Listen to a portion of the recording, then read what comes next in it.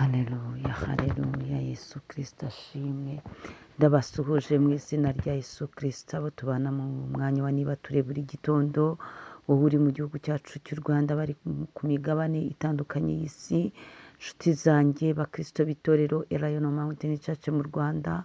Iki gitondo tubanje Imana, turayishimiye, tuyishimiye ko yabanye natwe mu minsi itambutse, tuyishimiye ko dutangiye iki cyumweru turi kumwe n'Imana yacu mu buzima bwose butandukanye urimo. Ubwo ndimo, Imana iracyari Imana, Imana ishimwe cyane. Turayishimiye rero, izinze ijoro izinguye amanywa, Imana irabyongera bikoze, iravuze ngo nubeho nuhumeke. Imana ishimwe. Zamura icyubahiro cy'Imana, zamura icyubahiro cy'Imana mu mutima wawe, wowe tubana muri niba ture buri gitondo, wowe ufashe umwanya wo gutega amatwi ijambo ry'Imana. Imana iguha umugisha, Imana ikurebe neza. Iki cyumweru uzabone impinduka mu buzima bwawe. Iki cyumweru Imana izibuka ibyo yakuvuzeho, igusohoreza amasezerano. Iki cyumweru uzahure n'umugisha wawe. Imana ishimwe. Muri iki gitondo rero muri kumwe na Bishop Leonira, umushumba w'itorero Elayono Mountain Church mu Rwanda. Tugarutse mu bihe byiza byo gusenga, tugiye kuganira ku ijambo rifite teme igira iti imbaraga z'ijambo. Imbaraga z'ijambo. Nifuje ko tuvuga ku mbaraga z'ijambo. Imbaraga z'ijambo. Ijambo rigira imbaraga.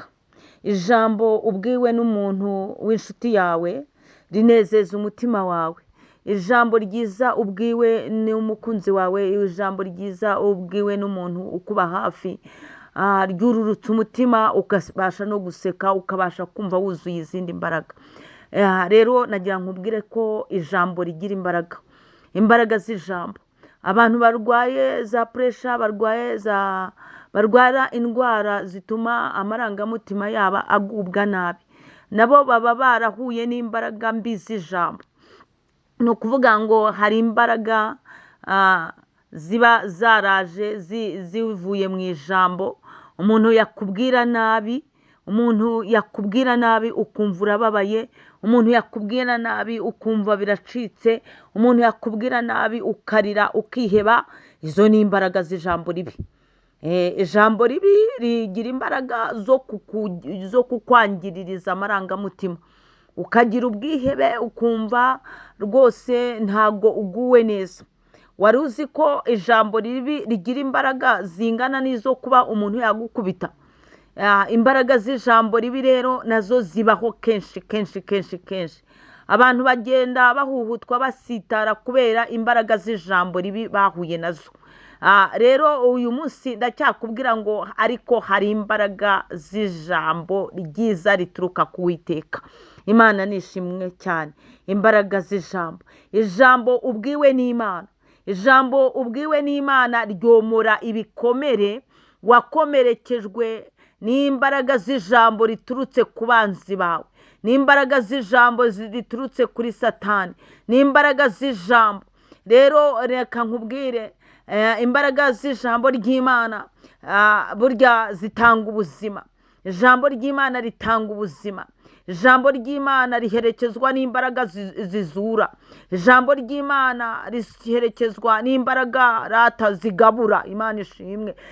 Ijambo ry'Imana riherekezwa ku buzima bwawe n'imbaraga zituma nawe useka. Imbaraga z'ijambo. Icyo nkwifuriza ni ukwakira imbaraga z'ijambo ry'Imana mu buzima bwawe, ukagendana ijambo muri wowe wibwiriwe n'Imana. Ibyo abantu bakubwiye mu matwi yawe hanyuze amagambo menshi. Amagambo amaze kunyura mu matwi yawe, hari n'ayo utakibuka, ariko amagambo yaje aherekejwe n'imbaraga mbi. Ayo ntago wayibagiwe, ntago wayibagirwa. Ibitutsi watutswe ntago wabyibagirwa.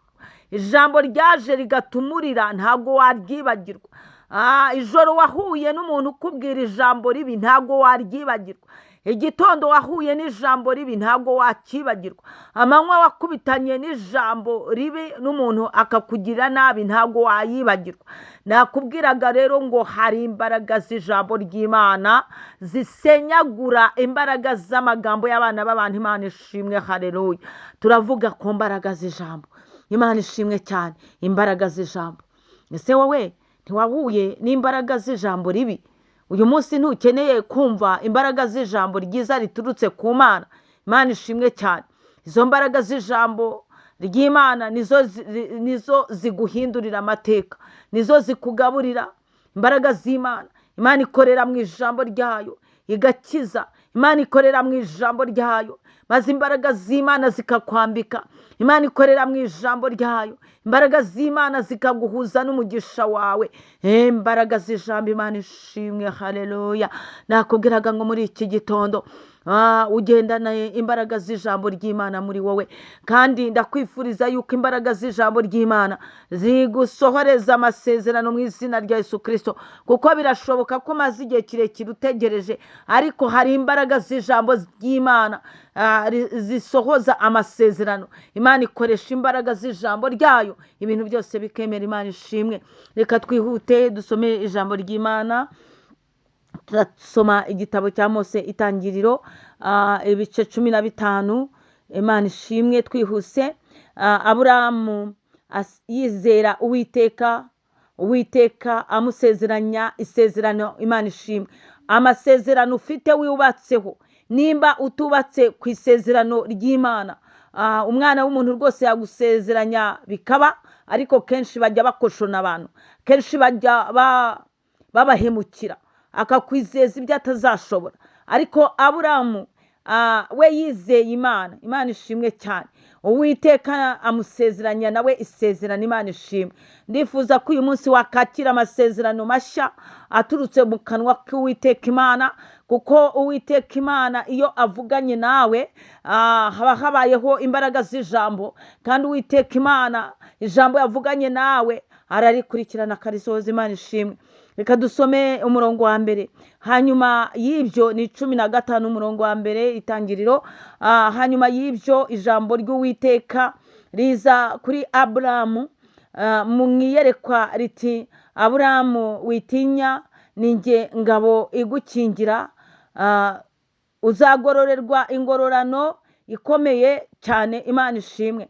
Aburahamu aramubaza ati, Mwami Uwiteka, uzangororera iki ko ngenda ndi incike, kandi uzazungura urugo rwanjye ari Eliyezeri umunyadamasiko? Imana itugire neza. Nawe hari ibibazo ugenda wibaza ndetse uri gusenga ukabwira Imana uti, Mana, ese bizagenda gute? Ibyanjye mbona bitameze neza, ese bizahereza he? Ariko Uwiteka niwe Mana. Imana ishimwe. 6 nuko yizera Uwiteka ibimuhwaniriza no gukiranuka. Imana ihabwa icyubahiro. Aburahamu we icyo yakoze, yizeye Uwiteka, yizera Imana igira neza.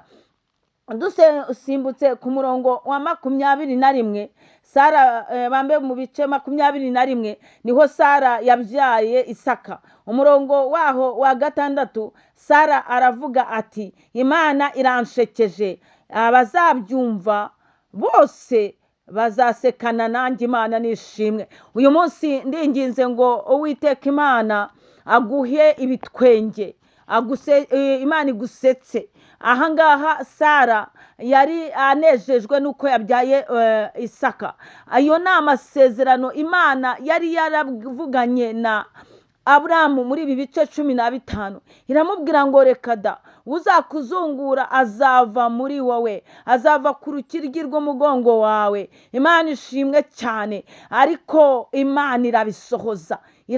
Imana ishimwe. Icyo nkwifuriza nuko wakumva imbaraga z'ijambo zikuriho, imbaraga z'ijambo wabwiwe na nyiri ijambo, ukareka amagambo wabwiwe n'abantu, ukareka imbaraga z'amagambo wabwiwe n'abantu, ukareka imbaraga z'amagambo wagiye wizera bakubeshya, kandi n'abagukomerekeje. Izera imbaraga z'ijambo rya nyiri ijambo, izera imbaraga z'ijambo ry'Uwiteka ryomora. Imana ishimwe. Nakubwiraga ngo dufite Imana yomora ibikomere. Imbaraga z'ijambo ry'Imana zomora ibikomere wakomerekejwe mu buryo bw'umwuka, mu buryo bw'amagambo. Amatwi yawe yanyuzemo amagambo asharira cyane, amatwi yawe yanyuzemo imbaraga z'amagambo akwihebesha. Ariko uyu munsi munsi ndagutangariza itangazo rikubwira ngo dufite Imana isetsa, dufite Imana yewe yomora ibikomere. Wowe izera imbaraga z'ijambo ry'Imana. Imana ishimwe, Imana ibaha umugisha. Shalom shalom. Turacyari mu mbaraga z'ijambo rya nyir'ijambo. Imana igendane nawe, ikwagure, Imana iguha umugisha. Iki cyumweru Imana igusetse nk'uko yasekeje Sara. Shalom shalom. Ineza